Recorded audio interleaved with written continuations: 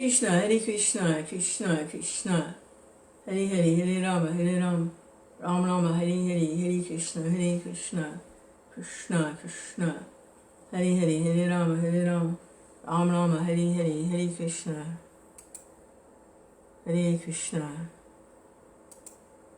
Hare Hare, Hare Rama, Rama Rama, Hare Hare, Hare Krishna, Krishna. Hare Krishna, Hare Krishna. Sure. Couple things I want to take a look at. Hare Krishna.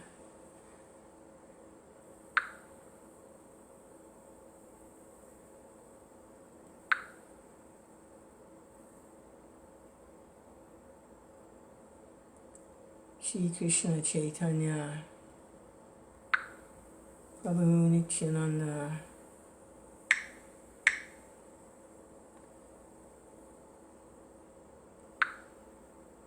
Shri Gadadhar Shivasadi Gauravinda. Let's see if anybody's around. Hare Krishna, Krishna Krishna, Hare Hare, Hare Rama, Rama Rama, Hare Hare. Hare Krishna, Krishna Krishna, Hare Hare, Hare Rama, Rama Rama, Hare Hare, Hare Krishna, Krishna Krishna, Hare Hare, Hare Rama, Rama Rama, Hare Hare, Hare Krishna, Krishna Krishna, Hare Hare, Hare Rama, Rama Rama, Hare Hare, Hare Krishna, Krishna Krishna, Hare Hare, Hare Rama, Rama Rama, Hare Hare, Hare Krishna, Krishna Krishna, Hare Hare, Hare Rama, Rama Rama, Hare Hare, Hare Krishna, Krishna Krishna, Hare Hare, Hare Rama, Rama Rama, Hare Hare.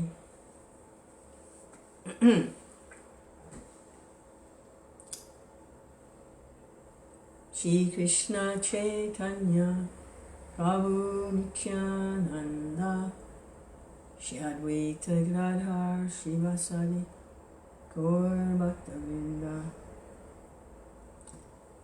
Hare Krishna, Krishna Krishna, Hare Hare, Hare Rama,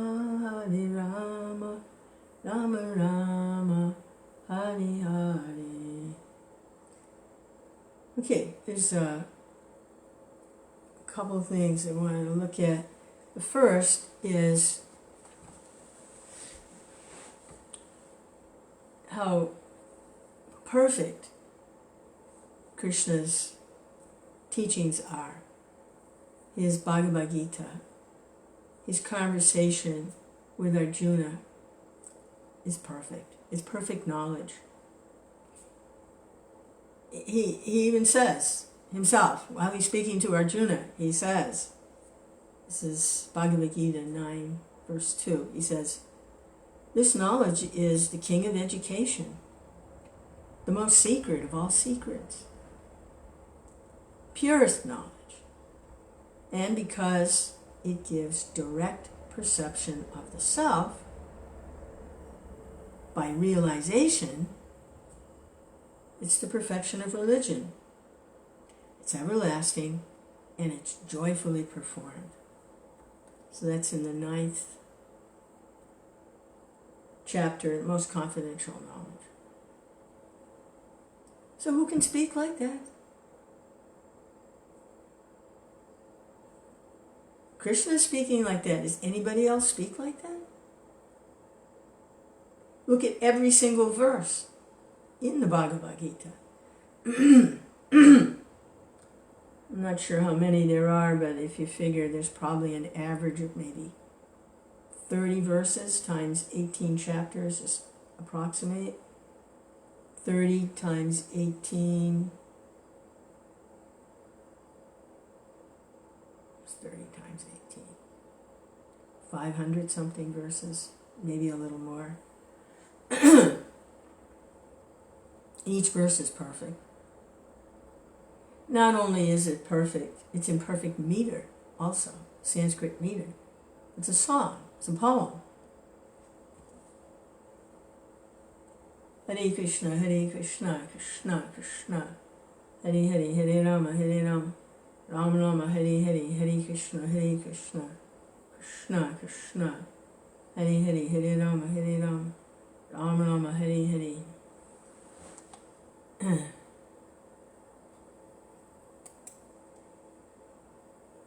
Krishna.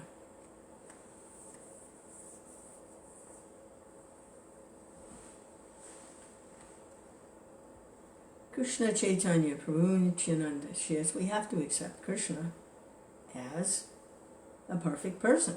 If he's speaking perfect philosophy, whoever's speaking this is a perfect speaker. Perfect. What does perfect mean? Let's take a look.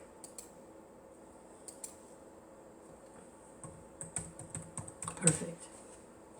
Definition.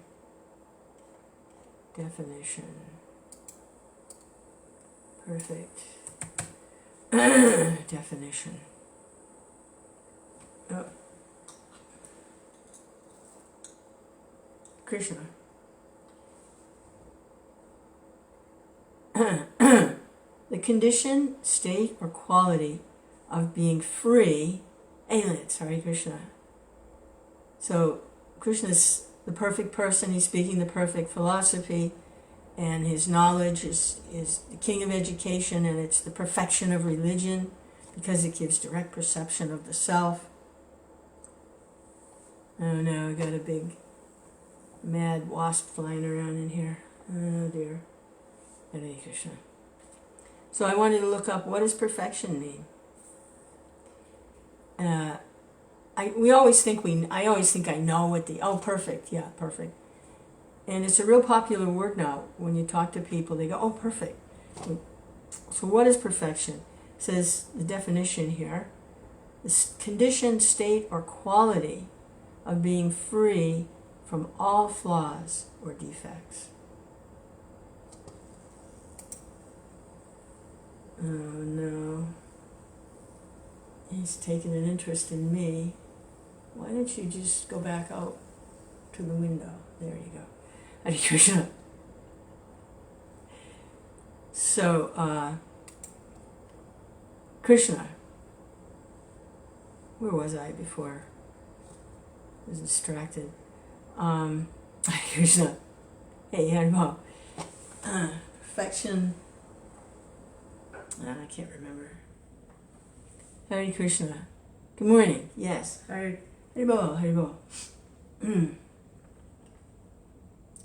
Krishna. Oh, the 4 defects of a conditioned soul. 4 defects of a conditioned soul. You know, I remembered 3 of them, and I couldn't remember the 4th. Okay. So, in the introduction of the Ishopanishad, Prabhupada discussed these defects of a conditioned soul, conditioned to identify with the material body and senses, and with the desire to engage somehow or other, to control or enjoy activity with material energy. Number 1, he must commit mistakes. So when Krishna speaks, there's no mistakes. He must be illusioned. Krishna is not an illusion. He must cheat. He has a tendency to cheat and lie, try to get away with something. Krishna doesn't do that. Well, some may argue, well, yes, he does. But in his pastimes, he may appear to be doing some of these things, but he may appear to be illusioned, like with Aghasura. For a few moments, he thought, oh no, all my cowherd boyfriends, they've been swallowed by this demon. And he worried. But he was playing the part of a human being. He wanted to experience what it was like to be illusioned like that. But he can never be an illusion. Similarly, when Shava, by his mystic powers, made an artificial form of Krishna's father, Vasudeva, and brought him before Krishna, and cut off the head of this illusory form. And Krishna, for a moment or two, he was devastated. No, not my father. He was playing the part of a human being. Hare Krishna. So there's a difference. Sometimes he wants to experience these things, so he plays the part. It's pastimes. Krishna. Comes the hornet again. Oh no, go away. Hare Krishna. Either sit quietly and listen or go away. I'm going to have to do something because it's a really big one. And maybe just settle down. Jeez. Krishna, I'm being dog bombed. Krishna. Krishna. Just be quiet. Listen. Hare Krishna, Hare Krishna. Krishna.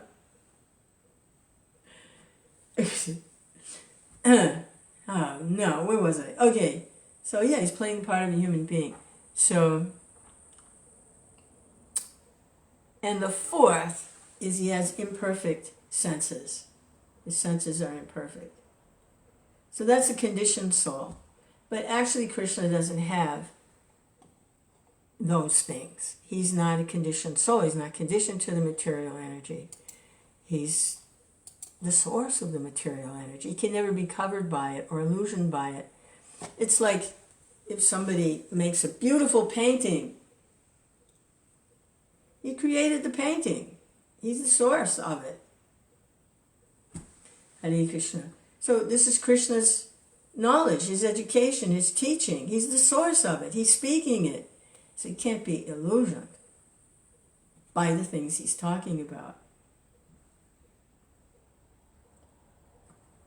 So the devotee glorifies Krishna, repeats what Krishna is saying, and serves him by repeating to hear themselves, and also so others can hear and begin to become conscious of Krishna and the perfection of Krishna consciousness, a relationship with Krishna through service. So glorifying Krishna, repeating Krishna's teachings, but not just for the benefit of others, but because it's relishable. It's a way to relate with Krishna, is to glorify Krishna, talk about Krishna. And Krishna likes that, and it attracts Krishna. Devotional service attracts Krishna. Krishna is the all-attractive. It attracts everyone in the whole, everywhere. But devotional service attracts Krishna. So talking about Krishna, glorifying Krishna, magnifying Krishna. I looked up glorify, which means to honor, to praise, show admiration. But that attracts Krishna. Krishna's attracted. Oh, they're talking about me. What are they saying? Oh, is attracted. So that's devotional service that attracts Krishna. There's more, because by the special mercy of Krishna, we develop love for Krishna, and that goes to a whole nother dimension, because personal loving relationship with Krishna is not limited by awe and reverence. So there may be a state where appreciating the perfect philosophy of Krishna, perfect philosophy, and you're so excited about it, you want to tell other people, you want to distribute his books, you want everyone to get the benefit of knowing all this wonderful philosophy that's coming from Krishna. And at some point, by the special mercy of Krishna, actually begin to develop a relationship with Krishna. Personal relationship. That's a special mercy. And that kind of relationship with Krishna in devotional service isn't limited by awe and reverence. It's personal. Krishna's a person. He has feelings and emotions. He can't help it if he's perfect. Darn it. I don't want to chase people away just because I'm perfect.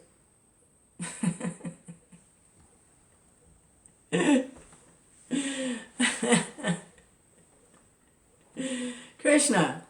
So I've been looking at that, and that was really good. And also, this japa is a great science. Chanting on beads is a great science. Now, I haven't seen this discussed anywhere or heard anybody talk about this, but this is what I'm seeing. And accept everything favorable for Krishna consciousness, reject everything unfavorable. This is proving to be favorable for chanting Hare Krishna, remembering Krishna, relishing the messages of Krishna, and maybe coming a little bit closer to Krishna.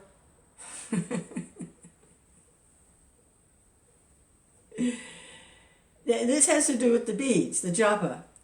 Now, when a person receives a formal initiation, diksha, when they receive the mantra in their ear from the mouth of a bona fide spiritual master, and that mantra goes in and enters the heart, that's the initiation. And at that time, Prabhupada set up a system of do's and don'ts. Don't eat meat, fish or eggs, don't engage in illicit sex, no intoxicants, and no gambling or speculating. Those are the don'ts. Those really are just the foundation of civilized human life. It almost doesn't have anything to do with spiritual life, but it's a good thing to be a civilized human being. It's very helpful. Not so many karmic reactions coming. Avoid those activities. And the do is to chant a prescribed number of rounds, a certain number of rounds. Become regulated. On beads. Oh no, here he comes again. Hare Krishna.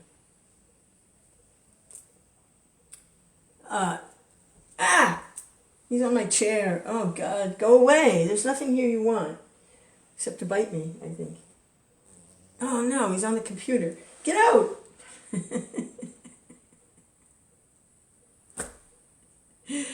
Hare Krishna. If he would hold still for a few minutes, I could put a cup over him and put him outside, but he's very active. Oh my goodness. Hare Krishna. Hare Krishna. So beads, chanting on beads.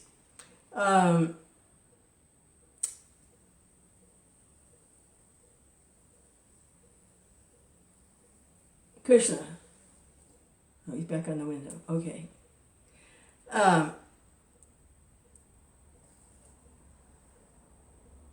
So at first I was doing like that.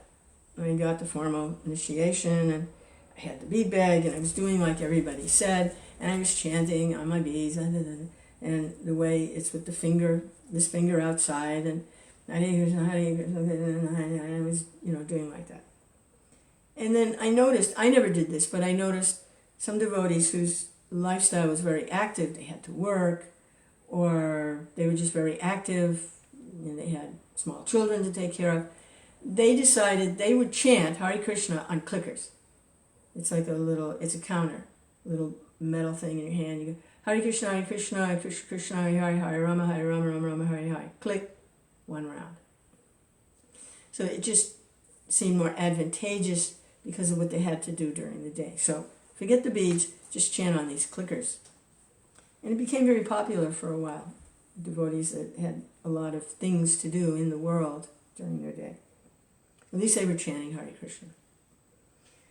And then I decided, because I'm just not getting this right. It's a great science, and I just it's taken me like 60 years to really kind of go into the depth of how to chant Hare Krishna on beads. It's taken a long time to appreciate this great science. It's a great science. If Krishna is a deity, the beads, Krishna. So, the beads are made from tulsi wood, sometimes neem wood, but especially Tulsi Devi. And what is her, one of her services in Vraj is to make all these different nice arrangements for Krishna and the gopis and the devotees. She likes to do that, Tulsi Devi. She's one of the cowherd girls that likes to, she's kind of like an instigator like that, to get things going between the other gopis and Krishna. So this is her transcendental body. They're beads, Tulsi Devi. This is Tulsi Devi right here, also on the neck, to protect the devotees from the agents of Yamaraj, little neck beads. It's all Tulsi. This is a great science for meditation, remembering Krishna. These are given by the great realized souls down through the disciplic line. And we've been given these things now. So when I first got my beads, I was chanting in the wrong direction. I was told, don't go over the head bead. When you go your 108, then just go back the other way. Don't go over the head bead. So I was chanting the wrong way. You go forward like this. You start at the big bead. There's the top bead. Start the big bead and you go one mantra. Then you go another mantra. Then you go another mantra until you go all the way around. And when you get to the end, you go back the other way. The beads are graded. It starts with big beads and they gradually get smaller and smaller and smaller. And when you get to the smallest bead, which is right next to the head bead, you go back the other way to get to the big ones again. So I was going in reverse. I did this for years. I was starting at the big bead, but I was going backwards.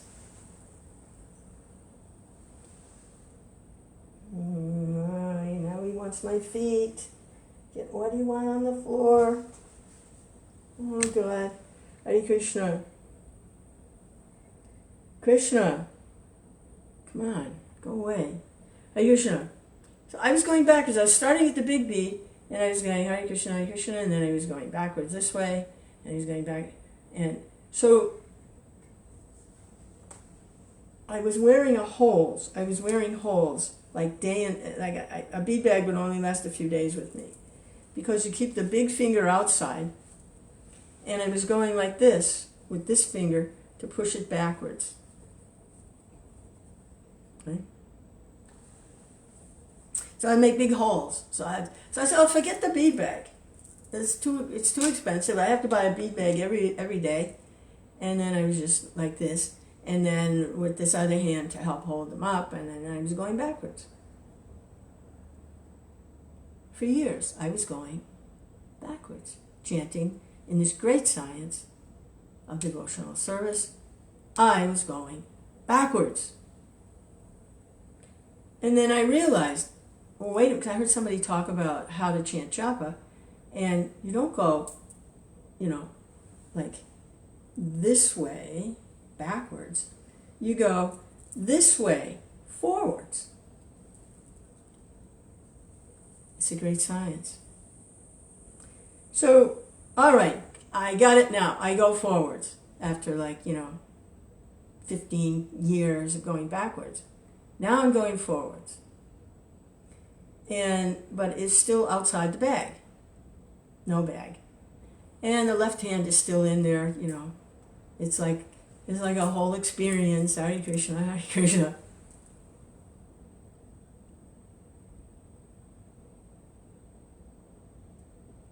Oh no! Lance says, for years I was going backwards. Also, sometimes the head bead going through the big hole.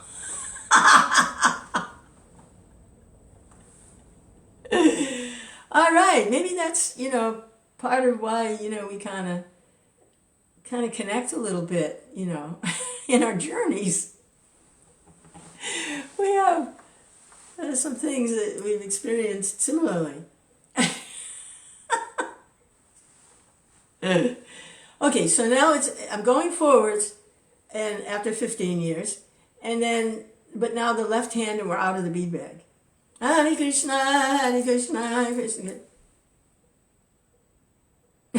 The left hand is considered muchi. You're not supposed to. It's the hand that traditionally in culture, civilized culture, it's a hand you use for different bodily functions that is a little messy, like cleaning up after passing stool or urine, and you use your left hand. The right hand, so then, like that. So it's considered unclean because it does things. Even if you wash it, it does things. So I've got this all over my... Now, we're back in the bag. Okay. And when it was out of the bag, I was just using a little string to go down, like I've got a string tied on here. One round, you move it one bead. Another round, you move it another bead. Like that, to count. Okay. So that's actually acceptable. But a friend sent me, this was a while ago, a very nice bead bag. This lovely bead bag. What a nice friend. It's a little faded now, but it's got a parrot on it going Hare Krishna. Yeah, it's got a couple parrots. It's a sweet little bead bag. It says Hare Krishna all around it. And it has counter beads. I never used counter beads because I could never string them in such a way that they didn't fall down. So I was always losing count because they would fall down. They would never stay up. So I always used the string. So now I'm chanting. This is like 50 years later. Finally, have a bead bag. I'm going in the right direction. And I have counter beads. Wow. This is big. It only took 50 years.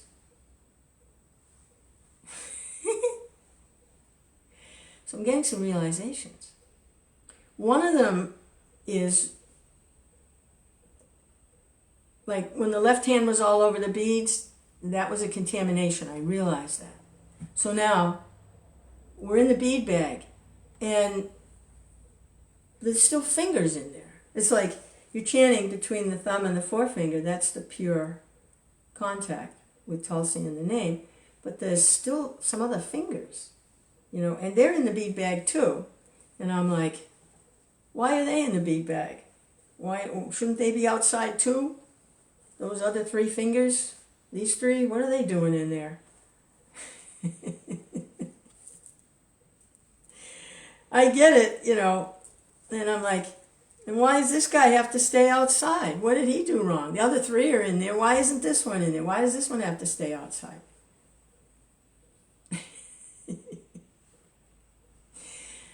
So I realized that these other three fingers, the ones like this, they are helping the chanting with the thumb and the forefinger. They're giving support. They're supporting the beads. They're holding the beads so that you don't lose count. They're helpers. They're helping. And this guy, he was the one before that was making the holes in the bag because he's going the wrong direction. He's not in a position to help. Why would he be there? He's just causing a problem. You stay outside. But these three are helping. Yes, they're the helpers. Yes, they're helping to pull the beads along. They're helping. Hare Krishna, Hare Krishna. I know it seems a little out there. I've never seen it discussed, but it's making a lot of sense to me. So then I'm looking at it again, and I'm looking at the beads, and they go from large to small. I'm like, why are they like that? And why can't you just, because what I was doing when I got the counter beads and the bead bag, and I'm going in the right direction, and he's outside, and the three are helping, I'm like, well, I don't have to reverse direction. I can just always go from big to small. It don't matter, because I have the counter beads. That'll help me keep count. I can just go over the big, but they say, don't ever go over the big bead. I'm like, so I'm thinking, why? And then I'm thinking, why they graduated? Why does it go from big to small? And why do I have to reverse direction? What's going on with this? Go away, the left hand. So, what I'm seeing is, this represents Krishna, this big bead. You start at the big bead, you're with Krishna, and you're chanting Hare Krishna. And as you move along the strand, there he is, see him? He's dive bombing. You're getting away from Krishna. You're starting out big and full, big bead, Krishna. You're drifting away from Krishna until you get to the smallest bead, and you're at the last point of feeling away from Krishna that's possible, and then you reverse direction and you go back to Krishna. The big bead representing Krishna. So in this science of chanting on beads, everything's here. There's meeting and separation. There's helpers. There's avoiding contaminations. And it's like, wow. He's on my head. Get out of here. What is it? Oh, God. Help.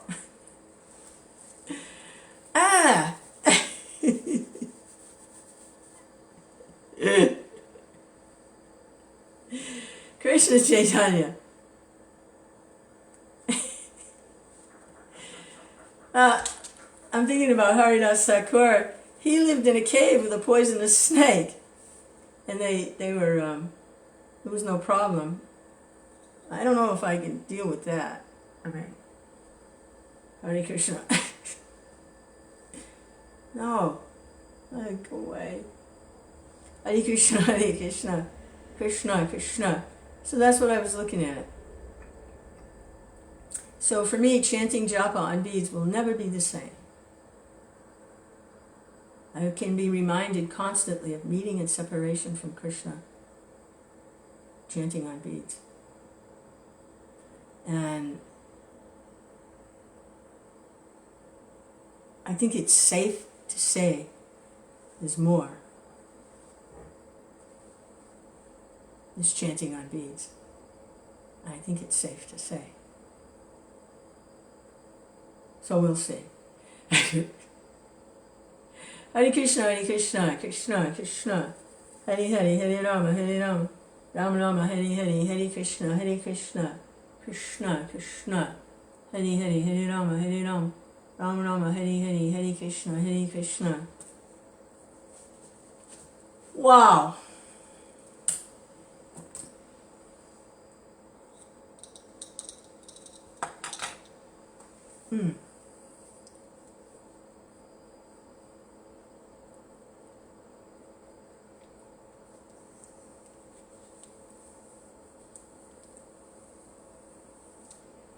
Do's and don'ts, meeting and separation. It's an absolute theme. It's an eternal theme. In the material world, it's reflected in good and bad, hot and cold, pleasure and pain, misery and like that, profit and loss. In the spiritual world, the source of it is the mood of meeting and separation. Like someone messaged me, they want to say, we were saying, messaging back and forth, how to always remember Krishna, never forget Krishna, and to always stay in Krishna consciousness. So then the topic came, what is this separation? What does it mean? It seems contradictory to be in Krishna consciousness, but also separated. So what I was seeing is it's just a mood. There's never really any separation if someone's in Krishna consciousness. It's just a mood, and it enhances the pastimes. So when you go around 108 times and you get to that little bead, you gotta hurry on back to the big bead again. Hare Krishna. Hare Krishna, Hare Krishna, Krishna. Looking at the three modes of material nature, it's chapter 14, Bhagavad Gita. As it is, by His Divine Grace, A.C. Bhaktivedanta Swami Prabhupada. Now, there's a big battle going on about all these different Bhagavad Gitas, Prabhupada's Bhagavad Gitas. This was edited in 82. That one was edited in 84. This one had some more editions. I like this one. It's not a political issue with me. It's just the one I'm familiar with. It's the one when I was chanting backwards on beads that I was running through the streets with. Hey, I got some good news for you. Look at this. So I'm attached to this one. And I like it's very poetic. The sounds, the English translations are very poetical. And I'm not approaching big university professors that would be upset if there was a comma missing. That's not, it's just I like this one. It's familiar to me. In a very personal way, I served this particular edition. So I like it. But if somebody else is serving the other editions, Hare Krishna, Krishna's arrangement. So this is text 7. Oh, okay, Krishna says that this knowledge of the three modes of material nature is superior knowledge. To everything else in the Bhagavad Gita, this is superior. He's going deeper into detail about how the conditioned soul is controlled. The other chapters, they establish that not this body, spirit souls, different yoga systems help to realize this, and then by engaging in devotional service and can realize Krishna, relationship with Krishna, and field of activity. Field of activity, and how there's a soul and a super soul, and how they work together within the material environment. And I was looking at something else too, because discussing here about the three modes of material nature, it was interesting.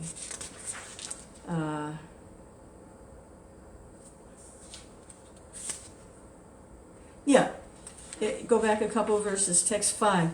Material nature consists of the three modes, goodness, passion, and ignorance. I'm like, well, wait a minute.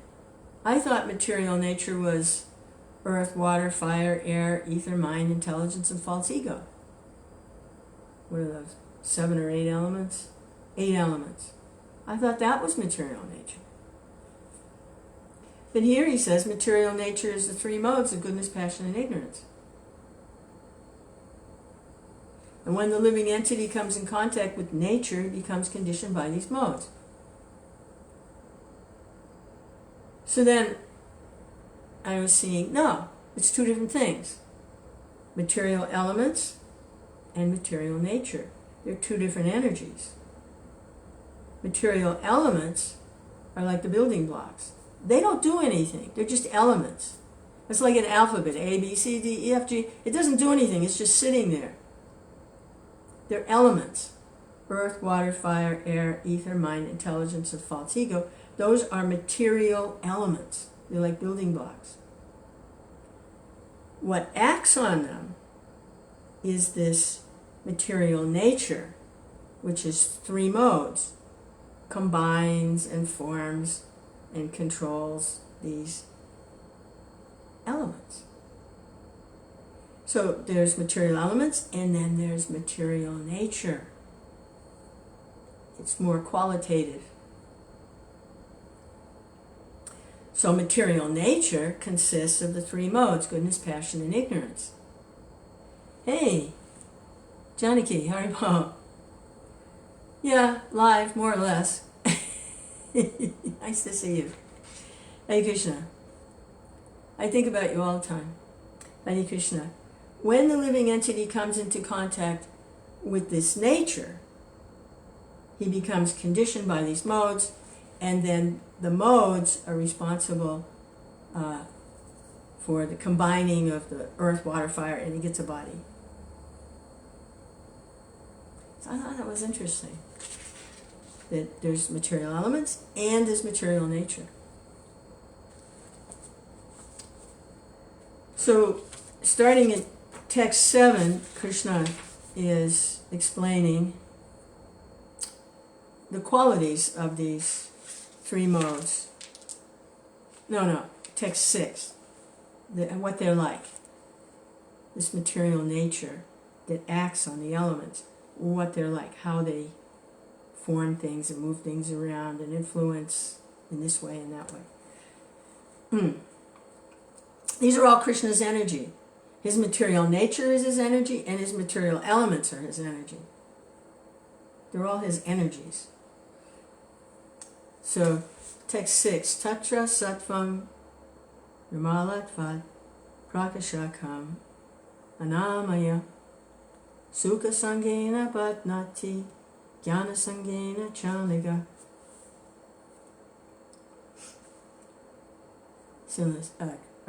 Krishna says, O sinless one, the mode of goodness, being purer than the others, is illuminating, and it frees one from all sinful reactions.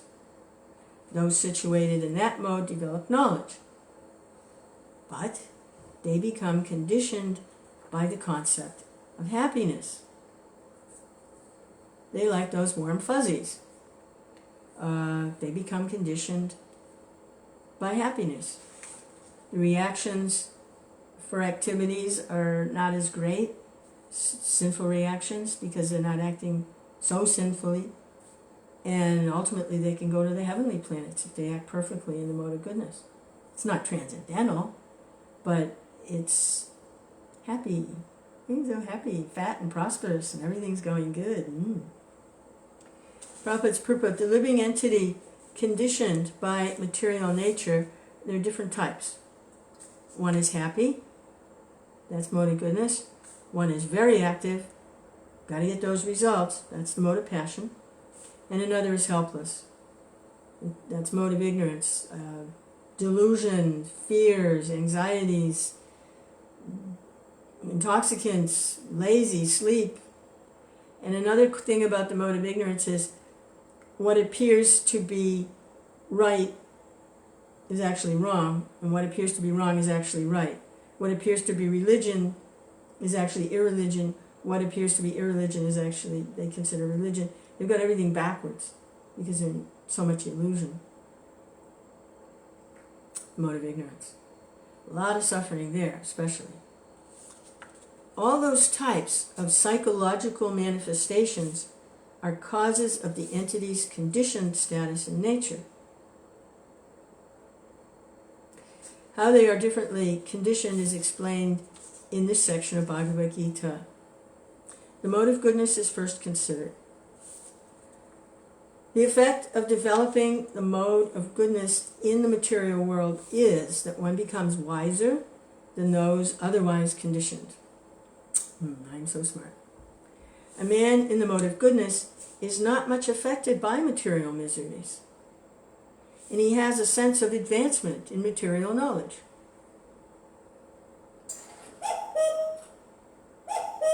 Krishna. The representative type is the Brahmin, who is supposed to be situated in the mode of goodness. This sense of happiness is due to understanding that in the mode of goodness one is more or less free from sinful reactions. Actually, in the Vedic literature, it is said that the mode of goodness means greater knowledge and a greater sense of happiness. So this is the Brahman, he's in the mode of goodness. The difficulty here is that a living entity is situated in the mode of goodness so that he becomes conditioned to feel that he is advanced in knowledge and is better than others. That's that pride, that false pride. Hare Krishna. Godhead talks about this a lot. So this false pride of the Brahman is situated in goodness, they have knowledge, and they think they're better than everyone else. This is a problem, the mode of goodness. In this way, he becomes conditioned. The best examples are the scientist and philosopher. Each is very proud of his knowledge, and because they generally improve their living conditions, they feel a sort of material happiness. The sense of advanced happiness in conditioned life makes them bound by the mode of goodness of material nature. So happiness is a problem. Krishna, in the other place in the Gita, says one should remain steady, happiness or distress. I mean, not too much attached to happiness and not too much suffering from distress, but stay steady. So here it's gone too far on the happiness side. As such, they are attracted toward working in the mode of goodness, and as long as they have an attraction for working in that way, they have to take some type of body in the modes of nature. Thus, there is no likelihood of liberation or of being transferred to the spiritual world. Repeatedly, one may become a philosopher, a scientist, a poet, and repeatedly become entangled in the same disadvantages of birth and death. But due to the illusion of material energy, one thinks that sort of life is pleasant. Hare Krishna. So that's the mode of goodness. Text 7. Now, mode of goodness also means not just like philosophical knowledge. It also means knowledge of what kinds of foods to eat so the body isn't distressed, what kind of work to do so there's no reactions or minimal reactions, what kind of religious rituals and ceremonies and charity to be done, and that will be discussed later, how that is also a kind of knowledge which keeps somebody situated in that happy position, conditioned by that. So that's why I say a person's really blessed if Krishna just takes everything away. Just takes it all away, and then, takes it away. Hare Krishna. Special mercy. Hare Krishna. We can't be conditioned to all these good things. Text 7. Rajo Ragatmakam Vidhi Krishna Sangha Samudbhavan Tan Nibadnati Kanteya Karma Sangena Dehinam.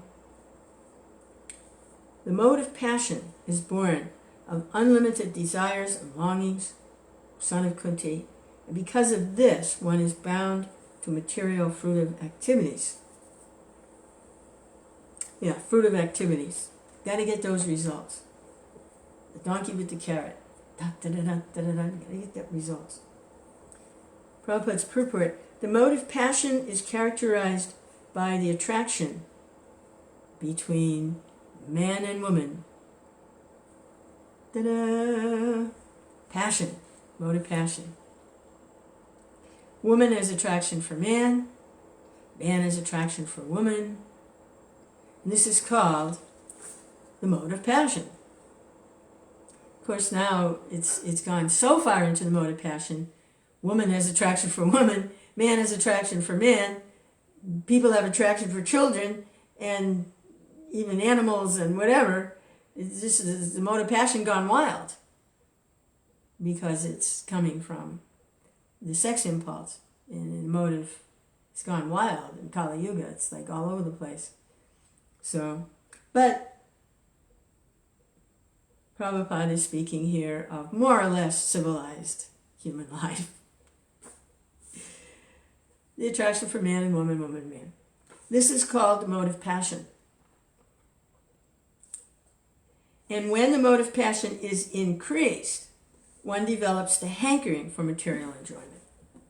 So that's when the mode of passion becomes increased, then all these other things can come in, because this mode of passion turned up, high volume. He wants to enjoy sense gratification.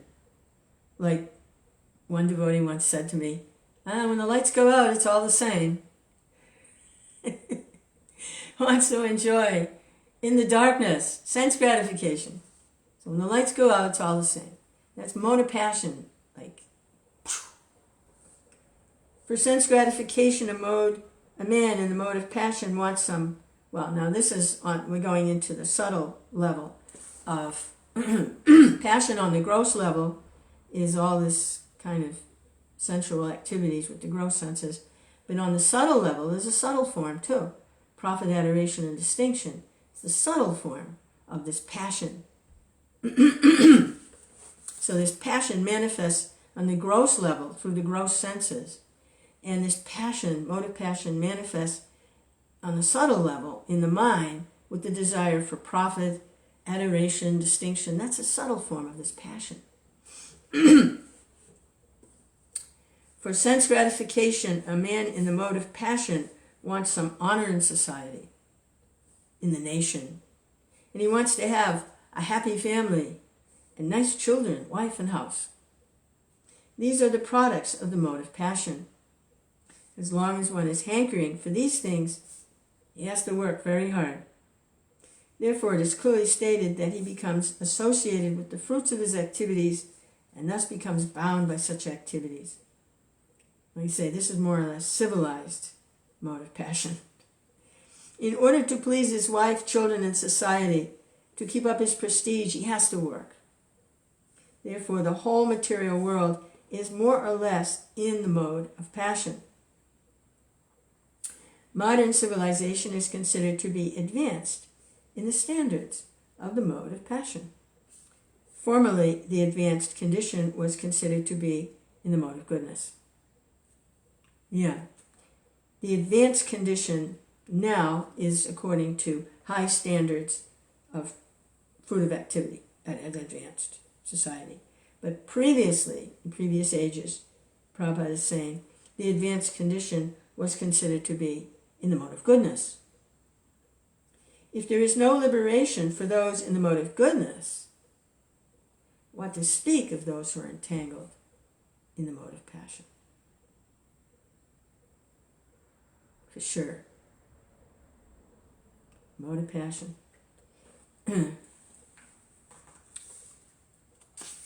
Text 8. Tamas tvan janas jam vidhi mohanam sarvadehinam pramadalasya nidrabis tanibat nanti bharata. Krishna speaking, O son of Bharata, the mode of ignorance causes the delusion of all living entities. The result of this mode is madness, indolence, and sleep, which bind the conditioned soul. Okay, dictionary time. What does indolence mean? I think I know what sleep means. Yeah, I think I know what sleep means. I think I know what sleep means. And I've got a pretty good idea of what madness is. What's indolence? I don't know what it is. Let's see. It must be up there. Let's see. Oh, laziness. Yeah. Definition of indolence. Showing an inclination to laziness,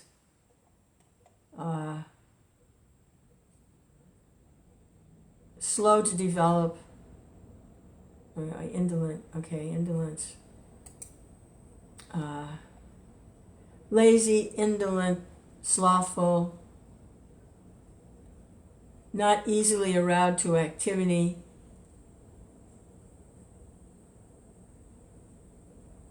disinclination to work or take any trouble. Hare Krishna. Yeah, okay.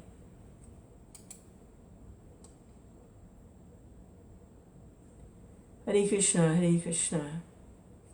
Okay, lazy.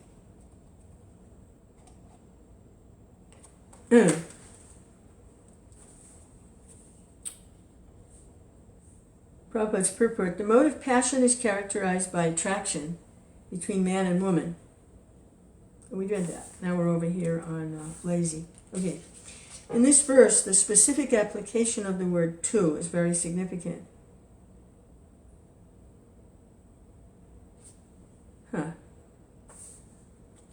This means that the mode of ignorance is a very peculiar qualification of the embodied soul. This mode of ignorance is just the opposite of the mode of goodness. In the mode of goodness, by development of knowledge, one can understand what is what. But the mode of ignorance is just the opposite. Everyone under the spell of the mode of ignorance becomes mad. A madman cannot understand what is what. Instead of making advancement, he becomes degraded.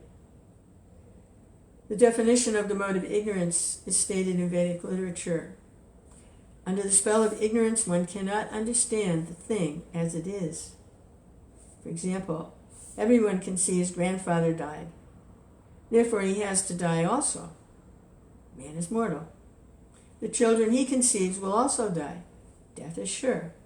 Still, people are madly accumulating money and working very hard all day and night, not caring for the eternal spirit. This is madness. In their madness, they are very reluctant to make advancement in spiritual understanding. Such people are very lazy. When they are invited to associate for spiritual understanding, they're not much interested. They are not even like the man who is controlled by the mode of passion. Thus, another symptom of one embedded in the mode of ignorance is that he sleeps more than is required. Here he comes again. Being dive-bombed by a hornet. There we go. 6 hours of sleep are sufficient. But a man in the mode of ignorance sleeps at least 10 or 12 hours. Such a man appears to be always dejected and is addicted to intoxicants and sleeping. These are the symptoms of a person conditioned by the mode of ignorance.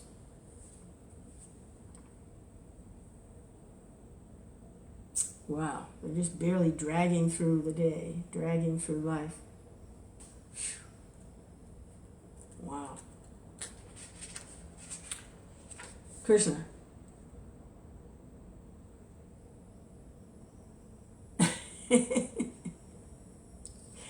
Now, this transcendental madness, that's something else. We're talking about here material madness. Krishna. Krishna. Text 9. Sattvam sukhe sanjayati raja karmani bharata jnanam avrichatu tama pramade sanjayat yuta. The mode of goodness conditions one to happiness, passion conditions him to the fruits of action, and ignorance to madness. Okay, a little synopsis there. Goodness, happiness, passion, fruit of activity, and ignorance, madness. Prabhupada's purport. A person in the mode of goodness is satisfied by his work or intellectual pursuit. Just as a philosopher, scientist, or educator may be engaged in a particular field of knowledge and may be satisfied in that way. A man in the mode of passion and goodness may be engaged in fruit of activity. He owns as much as he can and spends for good causes. Sometimes he tries to open hospitals, give to charity institutions. These are the signs of one in the mode of passion. And the mode of goodness covers knowledge. And the mode of ignorance covers knowledge. The mode of ignorance, whatever one does, is neither good for him nor for anyone. So you would think that criminals and thieves, they're in the mode of ignorance. Well, if you just look at it, whatever he does is neither good for him nor for anyone. So, they're stealing things or committing different kinds of crimes. It's a product of the mode of ignorance. And the prisons are filled with people that have made very poor decisions due to the mode of ignorance, either drug-related or other kinds of crimes, causing all kinds of problems for society. So the problem is the mode of ignorance.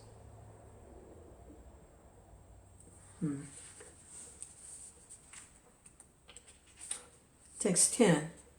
Rajas tamas chabe bhuya sattvam bhavati bharata rajas sattvam tamas chaiva tamas sattvam rajastata.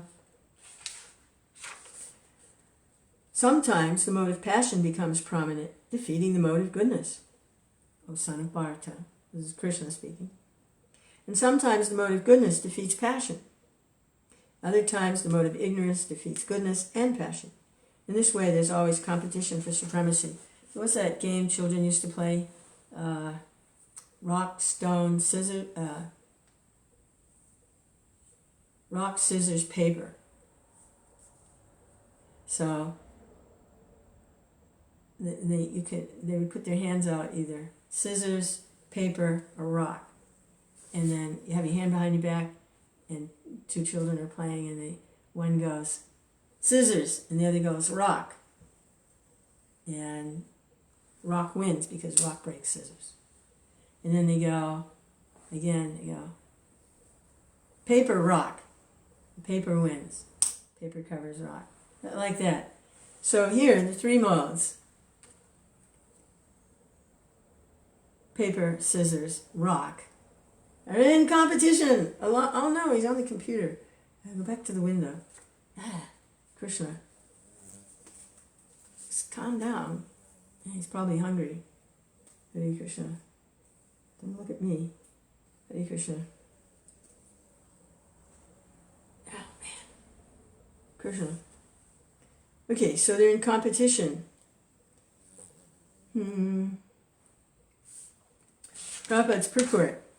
When the mode of passion is prominent, the mode of goodness and ignorance are defeated. The mode of goodness is prominent.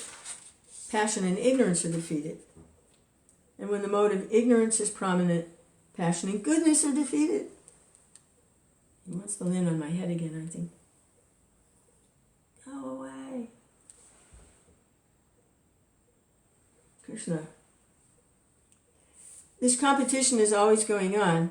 Therefore, one who is actually intent on advancing in Krishna consciousness has to transcend these modes. So there's no way to actually stay in a mode. They're always competing. Someone's in the mode of goodness, and passion and ignorance comes, and they try to challenge, and it's always, it's no permanence, you can't stay. So if you're trying to advance in Krishna consciousness, you have to transcend the whole thing.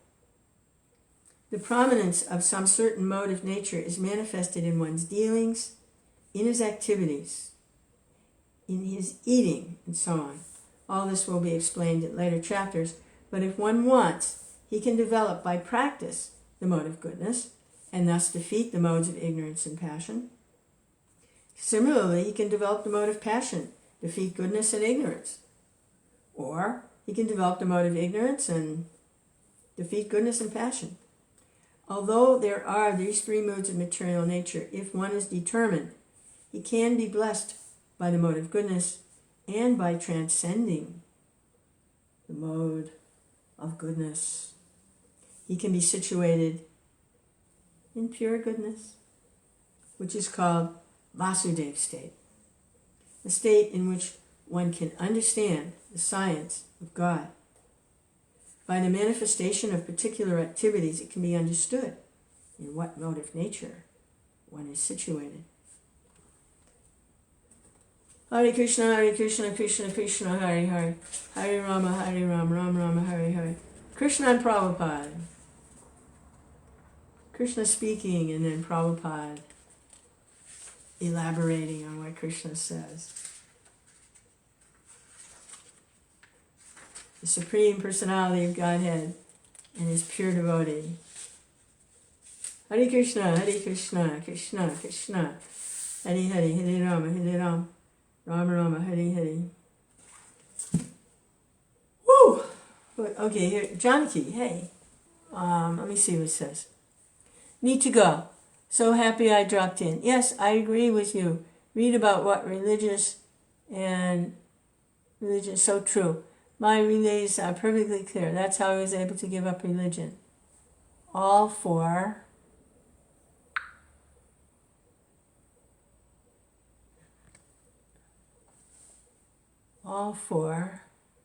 trying to do see more here. It won't let me. Come on, see more. See more. Oh.